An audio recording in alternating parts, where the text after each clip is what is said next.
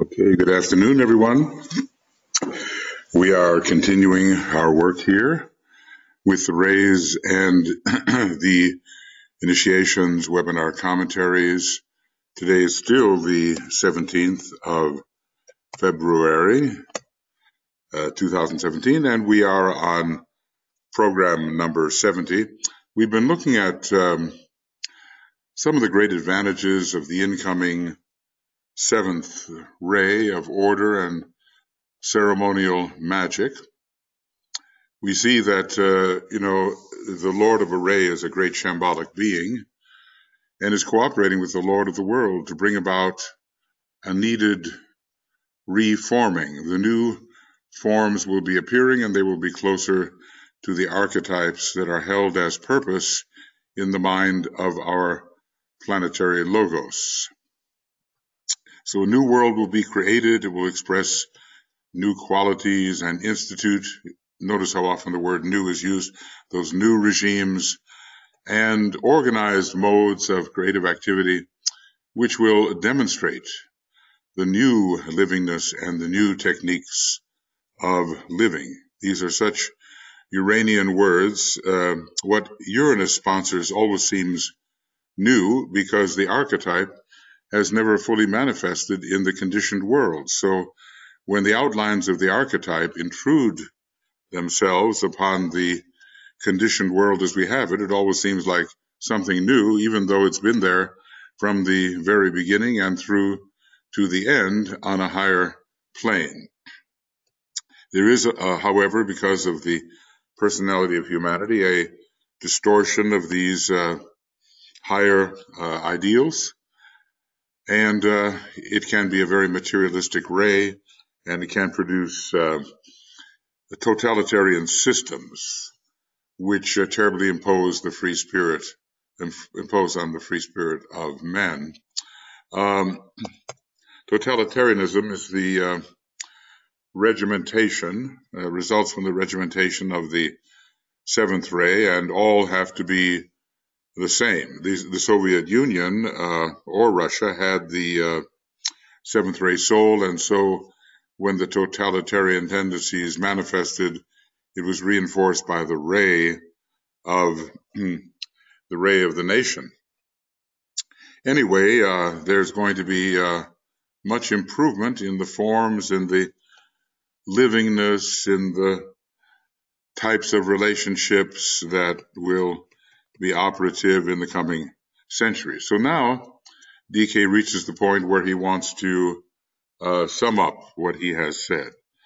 To sum up what I've said, 1, the energy of the seventh ray is the potent agent of initiation when initiation is taken on the physical plane, that is, during the process of the first initiation. So we might say everything related to the physical plane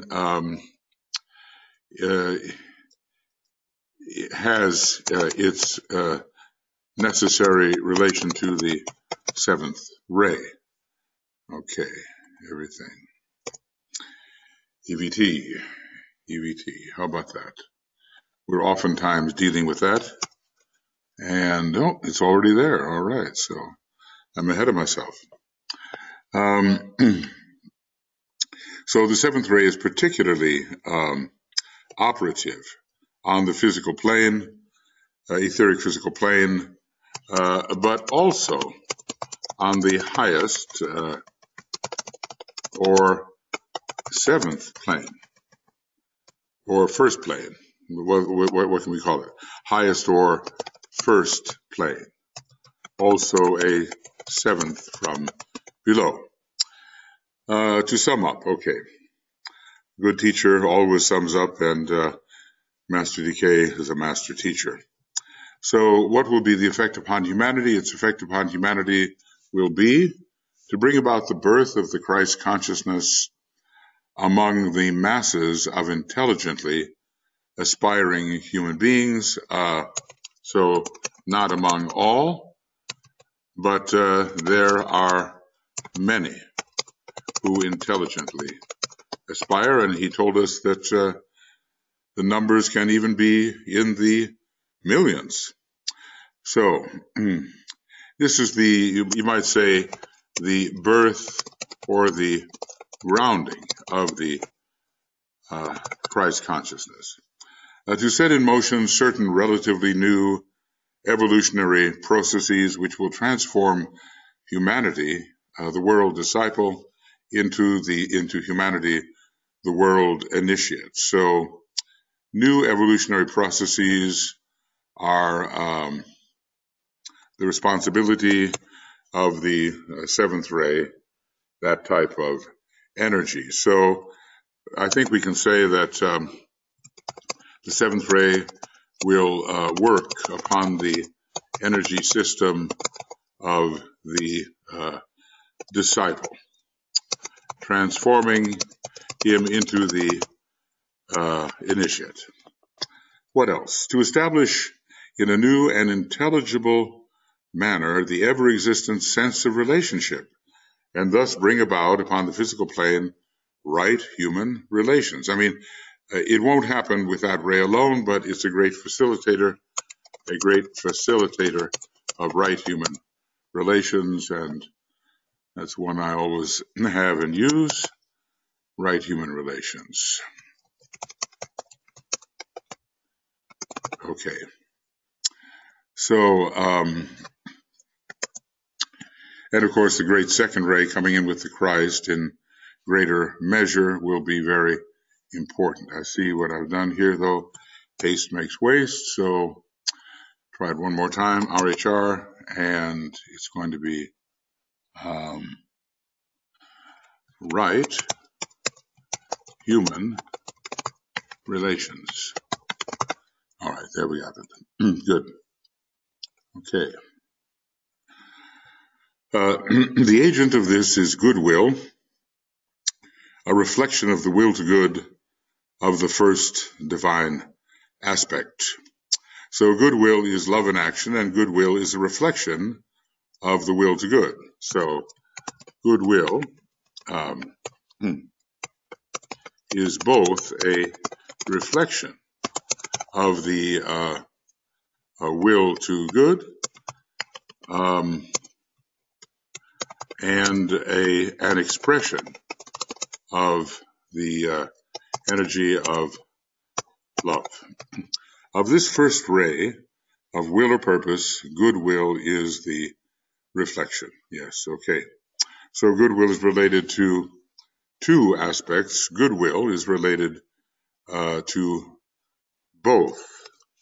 Goodwill related to both aspects, the first and the second, because goodwill is love in action, and of course the action is there too. It brings in the third aspect of divinity.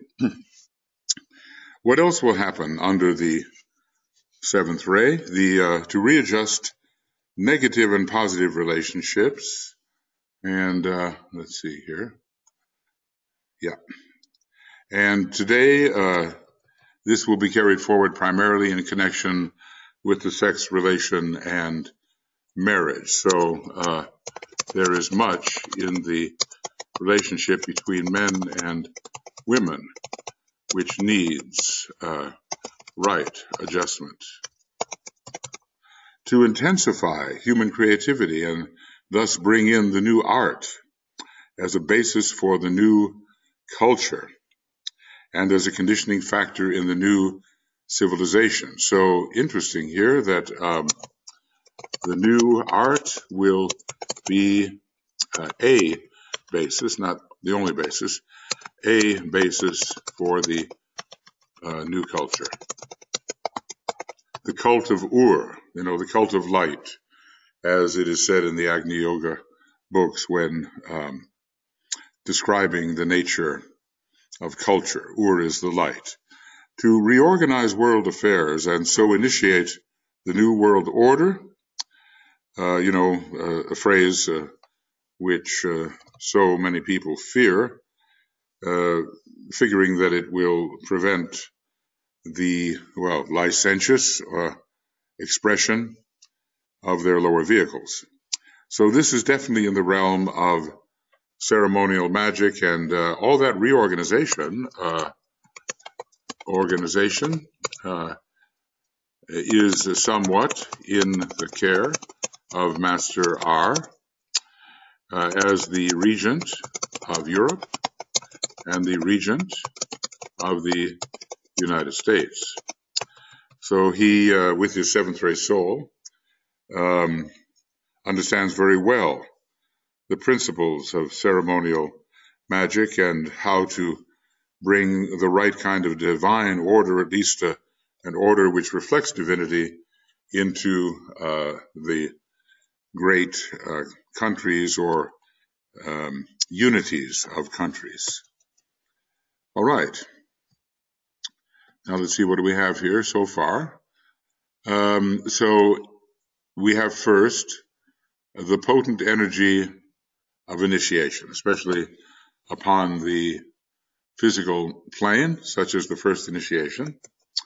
The effects upon humanity, Christ consciousness. Let's, just emphasize the main thoughts here. Christ consciousness, a relatively new evolutionary processes. So that means new stimulation and new relationships between energy centers to establish a new and intelligible manner the ever-existent sense of relationship. So, but basically that's leading to right human relations. And, okay, let's see if I get rid of that. Yeah, right human relations. No, here we go. And what else? Human creativity. These are very wonderful possibilities for all of us and worth looking forward to, worth understanding, and also worth fighting for in an intelligent way. And the reorganization of world affairs. So let's say, I'll just do the entire sentence here. To reorganize world affairs so that the new world order, which is an aspect of the divine plan, can come into manifestation. Okay. The stimulation of the seventh ray will, in relation to the individual initiate, bring into being upon the mental plane a widespread and recognized relation between the soul and the mind. So always this bringing into relationship is a key factor. Is a key factor in the functioning of the seventh ray. So a widespread recognized relation between soul and mind. And what will we have then? We will have the SLIN, soul-infused mind, and the mind held steady in the light, as is required, as in the Raja Yoga system. It will produce in the individual initiate, or a measure of order in the emotional processes of the initiate, thus aiding the preparatory work of the second initiation. So impulse will be checked, or let's call it emotional impulse will be checked and regularized. So there is not that chaos of response and excessive response such as we find when the sixth ray rules and when the emotional body is out of control. In general, emotional control as needed in the second initiation. It will enable the initiate upon the physical plane to establish certain service relationships, to learn the practice of elementary white magic, and to demonstrate the first stage of a truly creative life. So it leads to preliminary, there we go, leading to preliminary magical service. The act of service is a magical act, especially in the matter of building serviceable thought forms. And there we come to TFS, and that's thought forms. Okay. So all of these really necessary developments for the individual initiate coming in under the gifts of the seventh ray. As far as the individual initiate is concerned, the effect of the seventh ray energy in his life is potent in the extreme. Okay, so I imagine that this will be noticed by initiates at this time, noticed by initiates at this time of human development. This is easily realized owing to the fact that his mind and his brain are conditioned by the seventh ray at the time the initiatory process is consciously taking place. What a statement.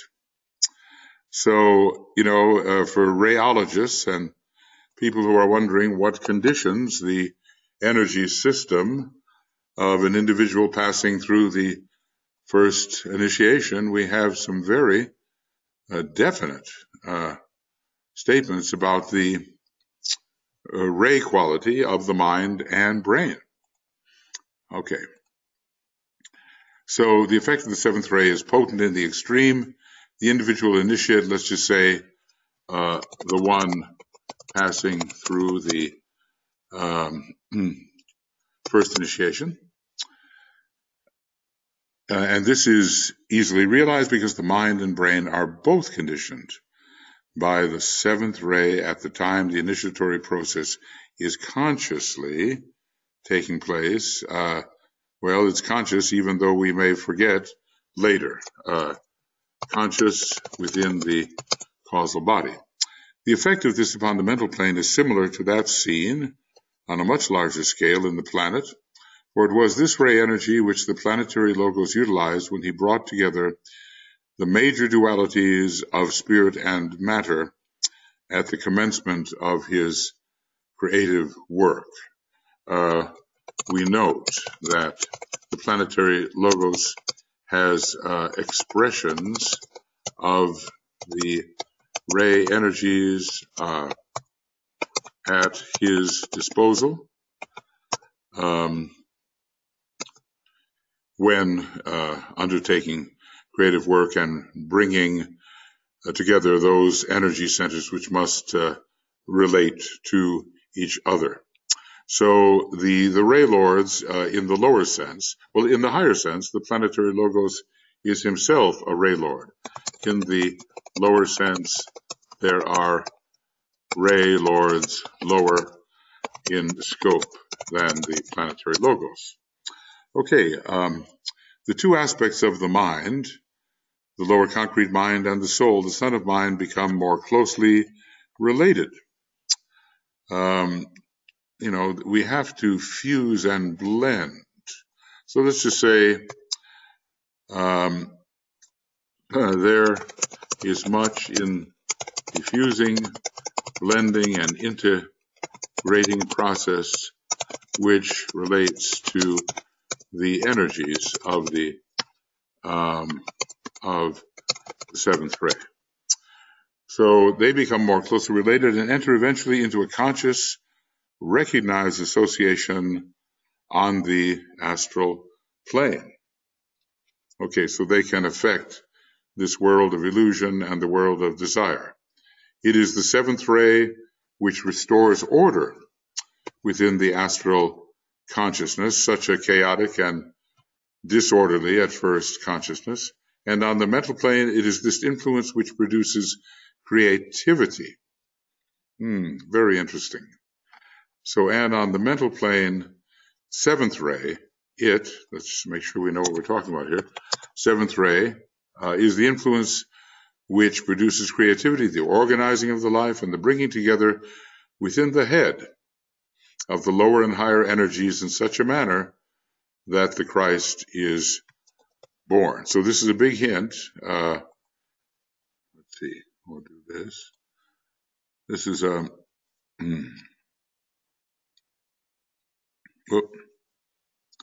okay, I hope to have that correct. Yeah. All right, a big hint. Now, concerning, let's see if I can get out of here. Maybe not so easily. Okay, yeah, okay, it is. So this is a big hint, a big technical, TCHL, okay. We'll use that one also, TECHL, and this is technical. This is a big technical hint about how the Christ consciousness comes to birth within the head, interestingly enough, not only within the heart. So order upon the astral plane and creativity upon the mental plane. So here we will emphasize this, creating order within the astral consciousness. And we do notice that about seventh ray people, really, that they have a more orderly astral response, so it seems. And this influence produces creativity, the organizing of the life, and the bringing together within the head of the lower and higher energies in such a manner that the Christ is born. This whole idea of the Christ being born, at least in part, within the head, is very important. The latter point we shall consider in some detail when we take up the significance of the initiations. I think, there's a connection there between the pineal gland and the pituitary gland, one representing the soul, one representing the personality, pituitary, the personality, and the Christ coming to birth through their fusion, coming to birth at least in the lower three worlds. I guess that's what birth means. The Christ consciousness already exists in the higher worlds, and so it does not have to manifest further. Its manifestation is required in the lower worlds. Okay. Well, here it is. Goodness, it's almost as if I read this before. Or am I doing this cryptomnesia thing, This latter point we shall consider in some detail when we take up the significance of the initiations. We shall then find that the relationship between the pituitary body and the pineal gland is involved. So let's say that technically this relationship is involved in the birth of the Christ, and I think I better capitalize that, birth of the Christ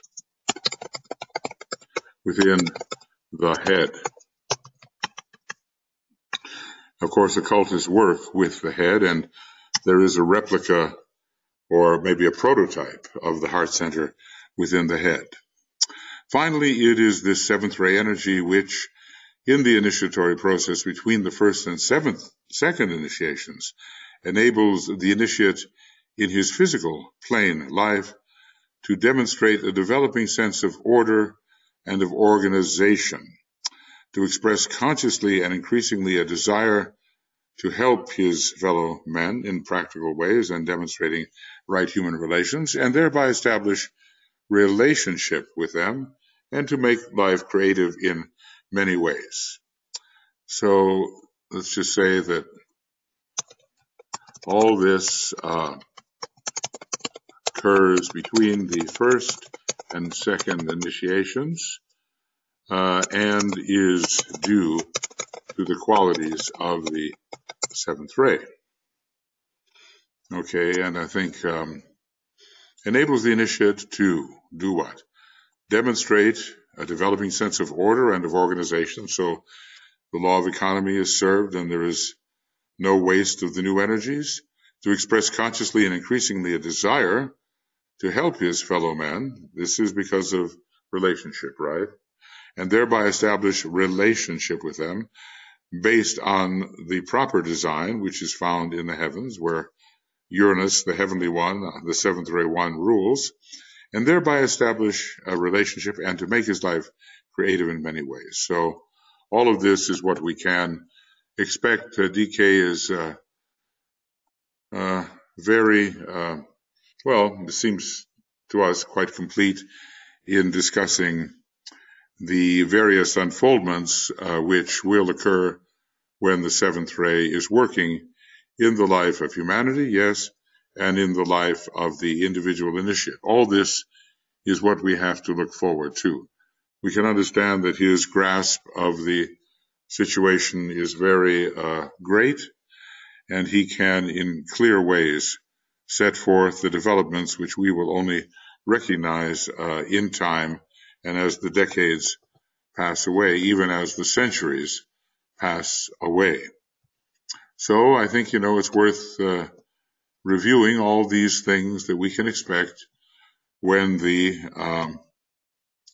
seventh ray comes into greater potency, as it is now, ever since 1675, right? And, well, let's see, its cycle might be considered in a way, one of its cycles 700 years, so 350, that's 1975 and 2025. Well, that tells us something, doesn't it, about the externalization and manifestation of the hierarchy. I don't know whether I've calculated that before, but it just came to me at the moment that if we add 350 years to the year 1675, we shall arrive at 2025, a time when the great plans will be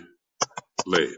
So somehow the first stages of actual planning for the externalization process leading to the reappearance of the Christ will, in all probability, take place. So it shows you how those ray cycles work. There may be other periods of time associated with different rays, but we've been told 770, 700, 7,000, and so forth will be related as durations to the expression of the seventh ray.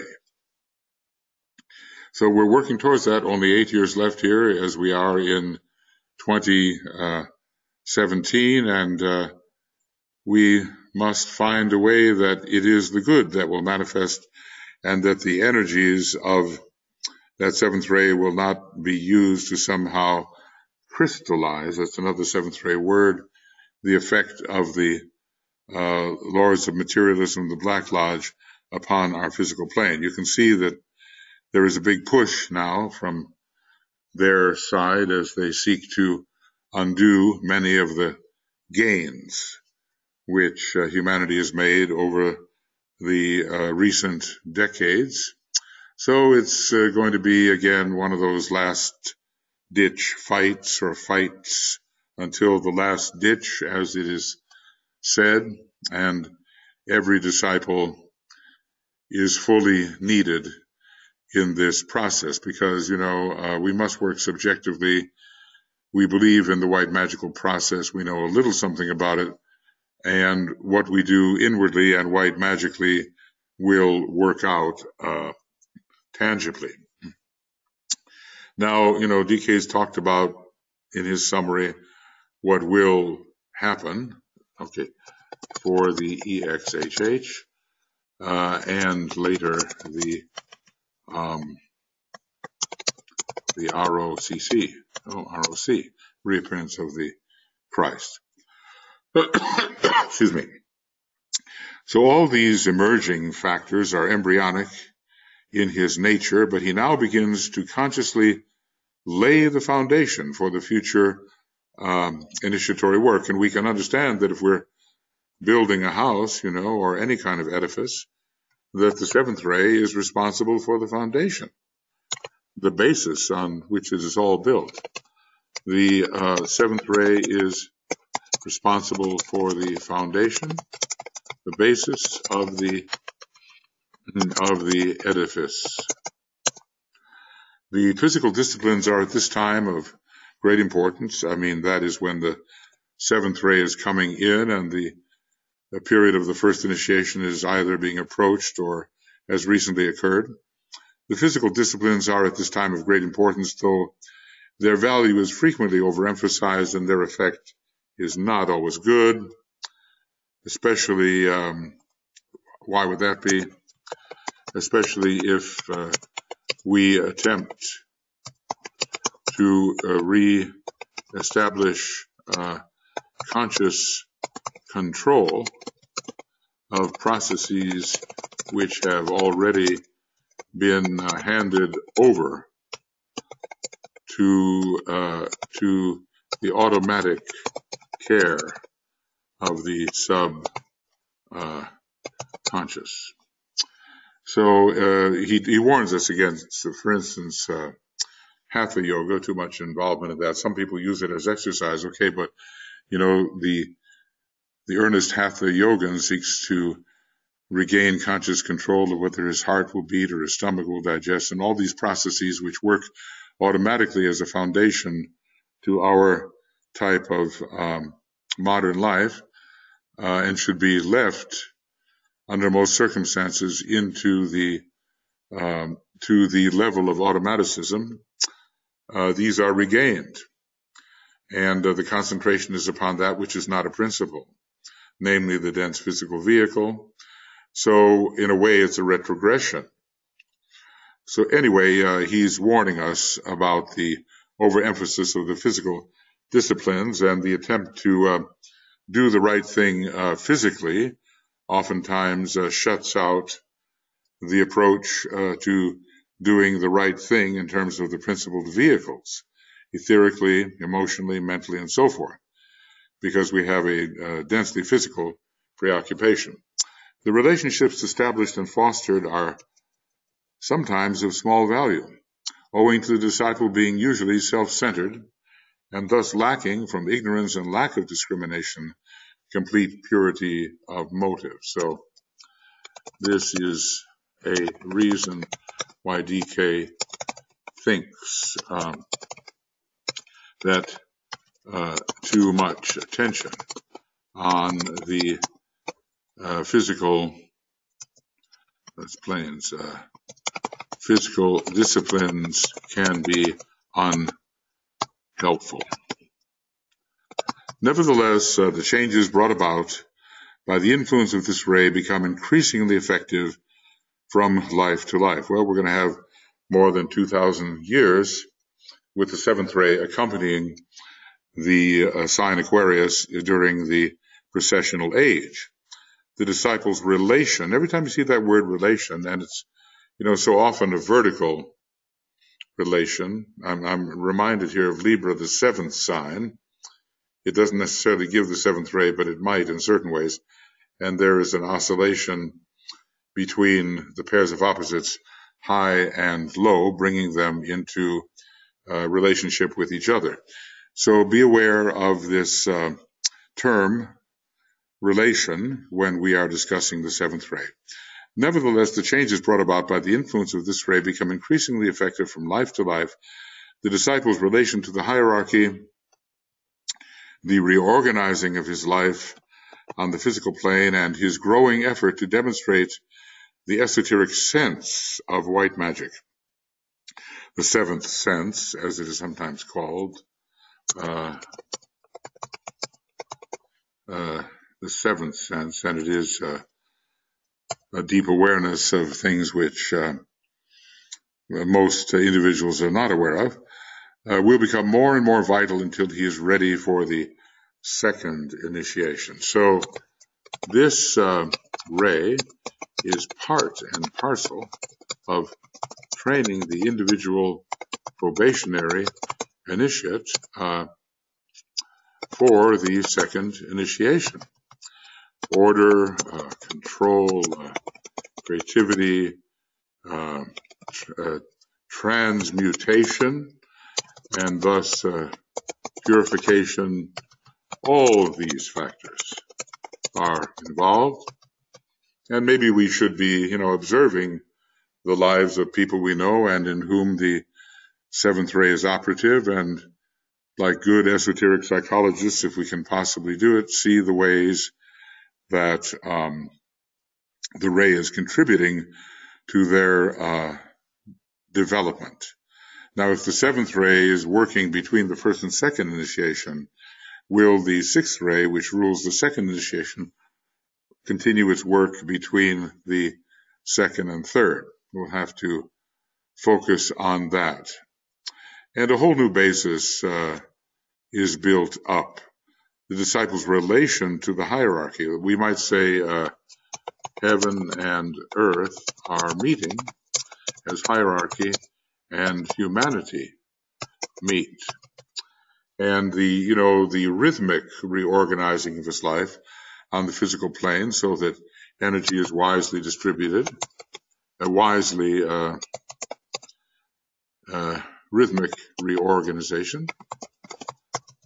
Energy is wisely distributed and at the right time. It's interesting when the sixth ray is out of balance and in earlier uses than its use around the time of the second initiation, it suffers from the glamour of interruption, the glamour of interference, the glamour of barging in where it has no place. It has not assessed the situation, and it simply runs in with its present impulse. There's a much more cautious approach that the seventh ray will offer. It is a ray of restraint, of right timing, of proportional application of energy. Everything is co-measured with the seventh ray when it is wisely used. Well, as you can see, we have worked now on this presentation of the preliminary presentation of the first initiation. DK will have more to say about it as we go on in the book. But we're laying a foundation, and of course, much more is also said in Initiation Human and Solar, and in various of the books that he's written. We need, what has he done? Well, as we all know, he's scattered the information throughout his books. And what does that mean for us? We have to somehow regather it so that it forms a coherent whole. And that's one of the things that was a great gift with the Alice Bailey CD-ROM, making it so much easier to find the various pieces that all related to the same subject and regather them, so that within our understanding, within our mental understanding, we could see the picture whole. It used to take, probably some of you remember what it took when we just had hard copies of the books and running to the index, depending on how well it was done, and then thumbing through the pages, maybe 100 times slower, maybe more. Anyway, I remember a friend of mine just about going through the roof with delight when he heard that there was going to be an Alice Bailey CD-ROM. He was a computer person, and he knew something about the advantages. I didn't at the time, but I quickly did find out. Okay, well, I think we can consider this a unit as a whole and not necessarily stop the program at each initiation. So we'll take up now initiation number 2, the baptism in the Jordan. and ray 6 rules this, and it's the energy of idealism, and devotion is the 6th ray energy.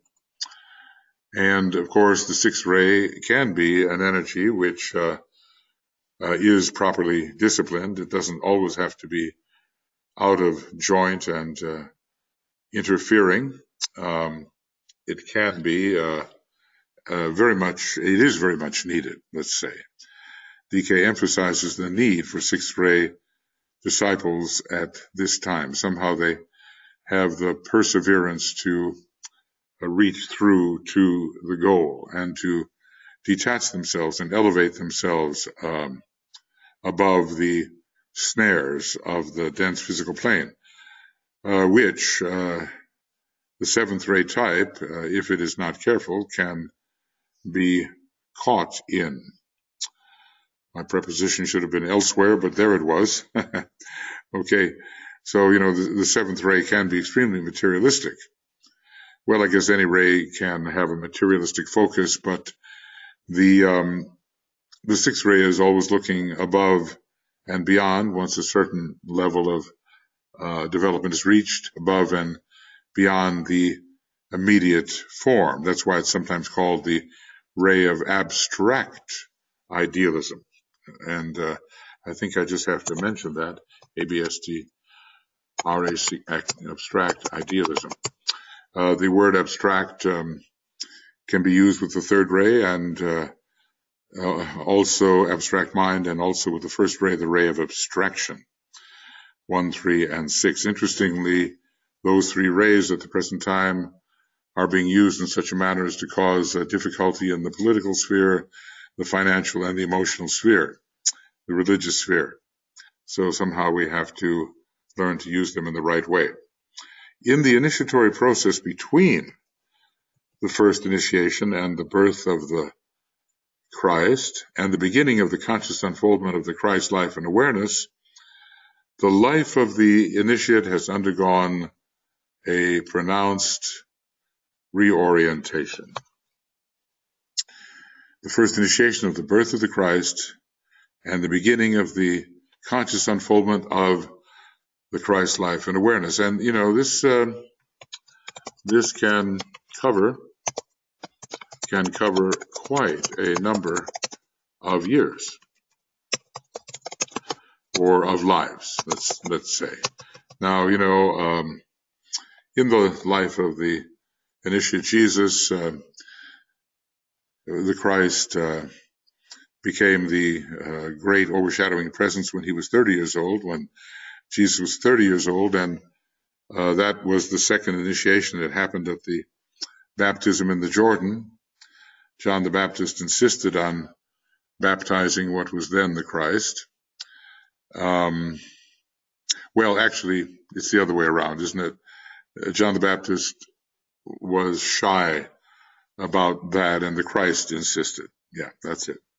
So, but still then only 3 years remained until the crucifixion, and the 4th initiation was taken. So the great majority of time was spent between the birth and the baptism. And that is the symbol of the number of lives that can be spent, a greater number than in the other parts of his life, between the first and second initiation. So there are interesting statements. We don't know how many lives are required. It will be a significant number when compared with the entire initiatory span. There's one reference, I think I have to find it, where it talks about the possibility of going on to the second initiation in the very next life from the birth. So the birth to the baptism, it would just be one life. But that's a very rare reference, and usually DK tells us about the time required between the first and second initiation as being lengthy. So that's probably wise to think of it in that way for the average first degree initiate. Maybe for some extraordinary individual with a tremendous will and lots of experience behind him. It's one or two lives might be a possibility. Anyway, the initiate is now capable of an equally pronounced and often fanatical adherence to the program of aspiration and devotion to the good as he sees it at this stage. It's usually a limited vision, and that, of course, is what makes the fanatic adherence to a limited vision. The vision is usually limited, and fanaticism is a limitation of scope.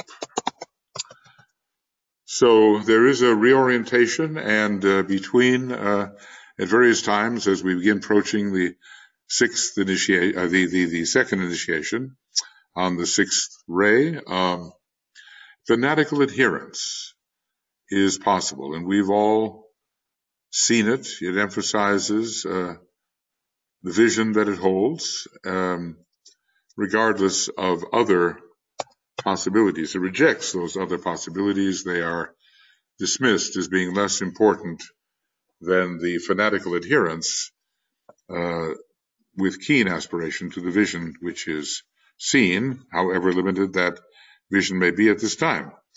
This is symbolized for us in the story of the 12-year-old Jesus who was so conscious that he must be about his Father's business. Of course, he was contacting the monad. He was a third-degree initiate already. He was already a third-degree initiate, third initiation.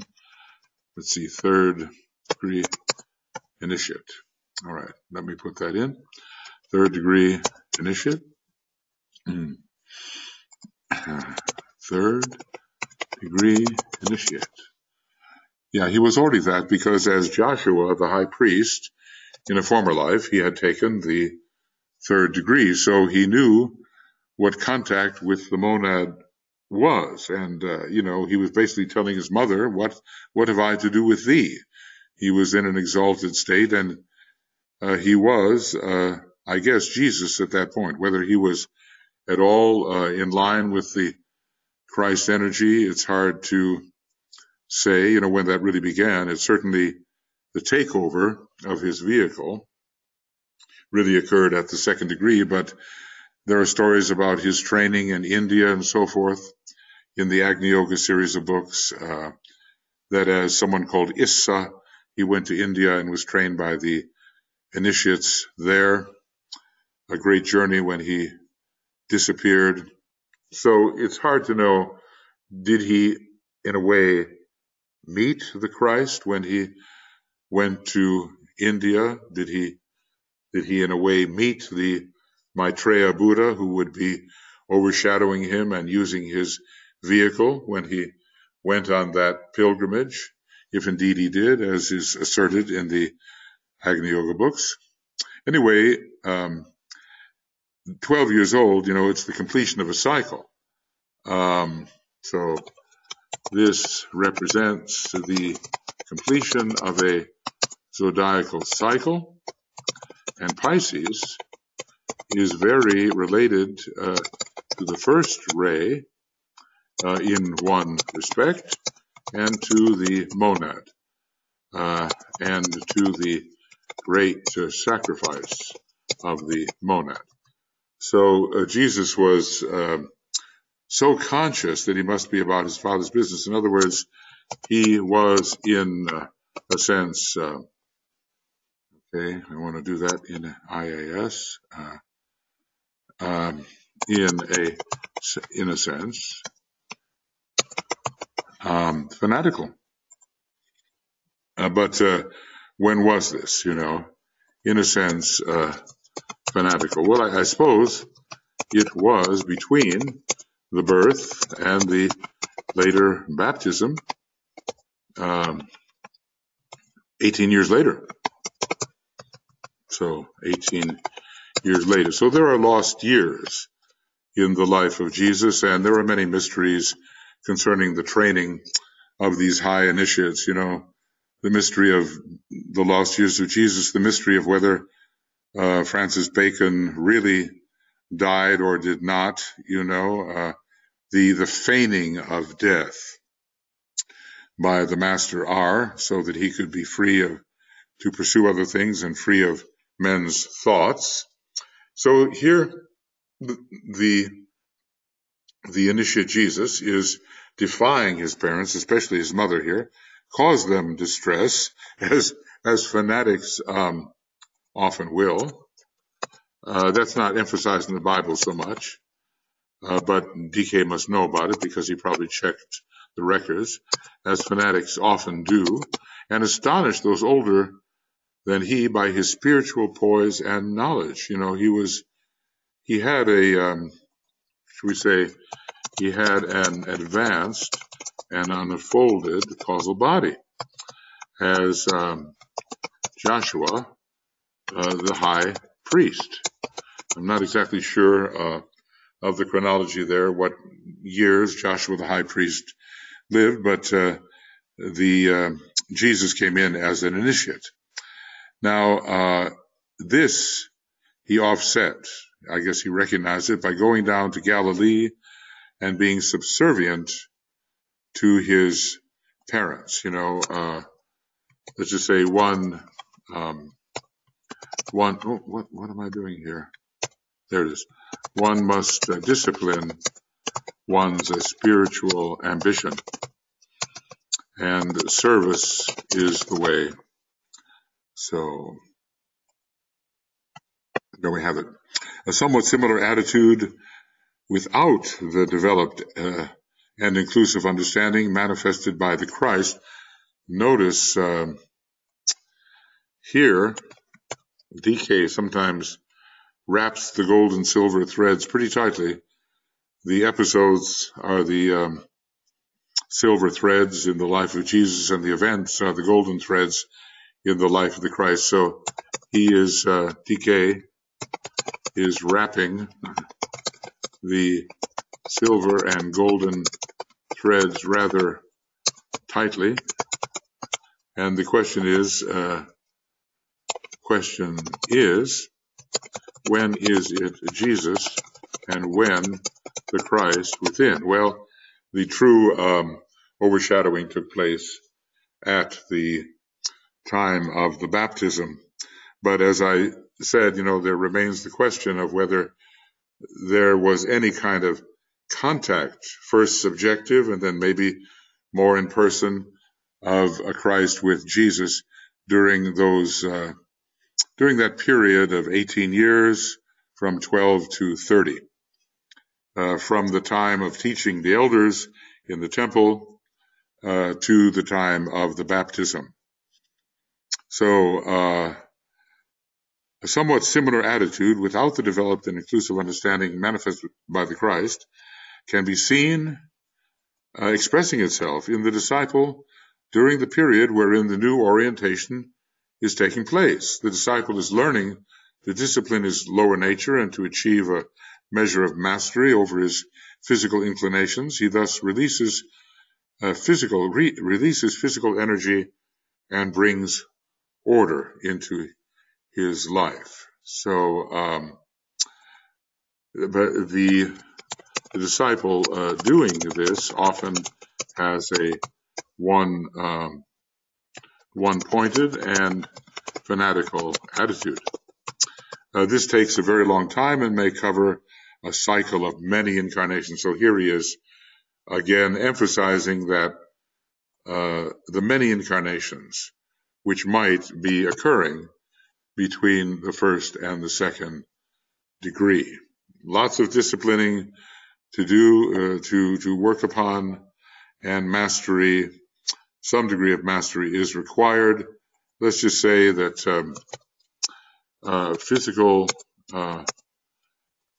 physical mastery is not wholly achieved at the first degree, but is achieved to a necessary degree. So he is releasing physical energy, and hopefully doing that in a way that is in line with the plan of his soul and brings order into his life, still continuing the energy of the seventh ray in the interim. So he still continues the energy of the seventh ray in the interim between the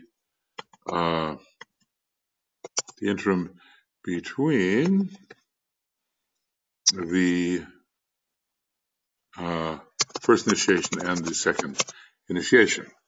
So it may take a very long time.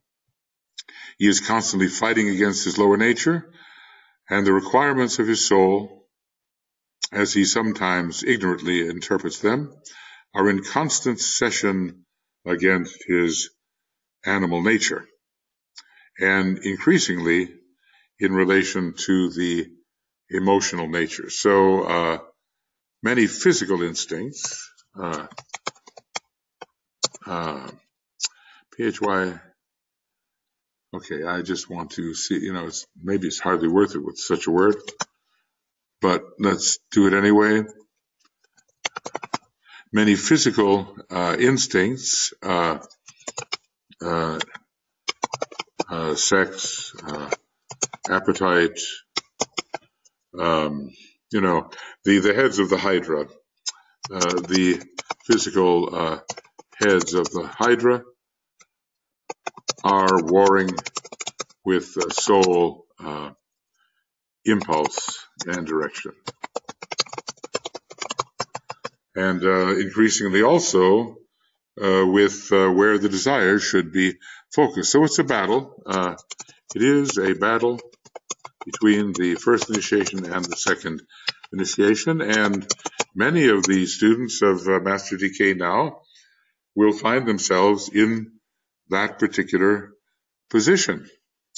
So they're carrying forth the seventh ray, bringing order to the physical plane and the instinctual nature, bringing order to the emotional impulses. But there is a lot of the fourth ray operating here. There's a war, and it must resolve itself on behalf of the higher tendencies. Well, I think, okay, I can read one more thing. Above all, he becomes aware of a secondary relation involving a most difficult problem and one which enhances the fight and intensifies the problem. His problem, he discovers, it is emotional nature, his lower psychic faculties, his astral development, and the potency of glamour are now arrayed against him. But he has to, let's just say, the disciple must disidentify from these. But first, he must recognize RECZ. Okay, I'll do it that way. But first, he must recognize them.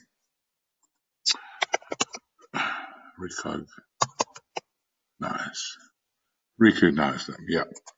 He has to see them. He has to be far enough apart from them so that he can understand that with which he is faced. And we might say that no wonder Scorpio, the sign of battle, is the sign usually associated with the second initiation. It is operative at the first and the third too, and probably plays some kind of role different than its usual role in the fourth initiation.